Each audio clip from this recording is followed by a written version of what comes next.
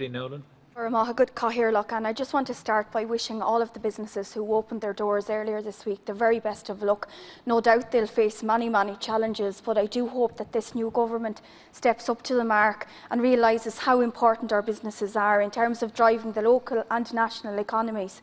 I just want to point out also that during the pandemic, and indeed we continue to see the effects of it every day in our lives, but it really brought it home how bleak our towns and villages would have been without these businesses. They're so essential, and it's only at times like this that you see how important our businesses really are, and they do need to be valued and indeed given every support possible, and that would be my remarks in beginning here today.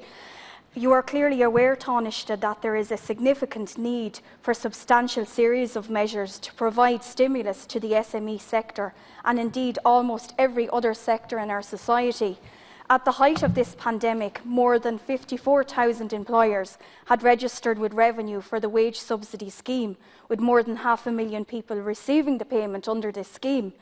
The total cost was about 936 million, and this really points to the scale of this challenge we face.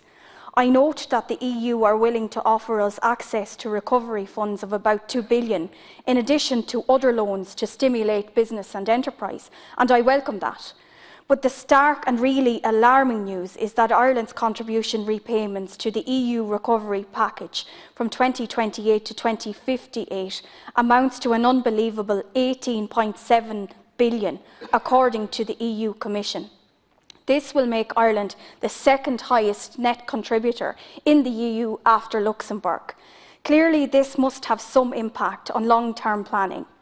It also adds significantly to our debts, which in turn decreases our capacity to borrow and create jobs in the real economy.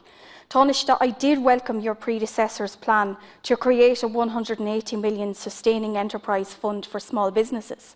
This fund will provide 25 to 50,000 short-term funding injection to eligible small companies to strengthen their ability to return to growth. But again, the problem here is that many businesses can't take up these schemes and grants, however good they may be, because the criteria is too restrictive. I've spoken to many businesses, and because they haven't the number employed to qualify for the supports, they can't get the supports, and that's wrong, and I feel it needs to be looked at. We need to support as many businesses as possible and make sure that nobody is left out. And I just want to say that will you commit to reviewing the issue in terms of many businesses being locked out of schemes and grants, with a specific view to increasing participation? And I also want to outline here today, there's a serious problem with insurance companies. Many businesses closed their doors in good faith, and they're being left high and dry by insurance companies. And I just want to ask you, Taoiseach, will you please engage with the insurance companies and with the central bank to put an onus on the insurance companies to play their part, their rightful part, in supporting our businesses? Deputy Danny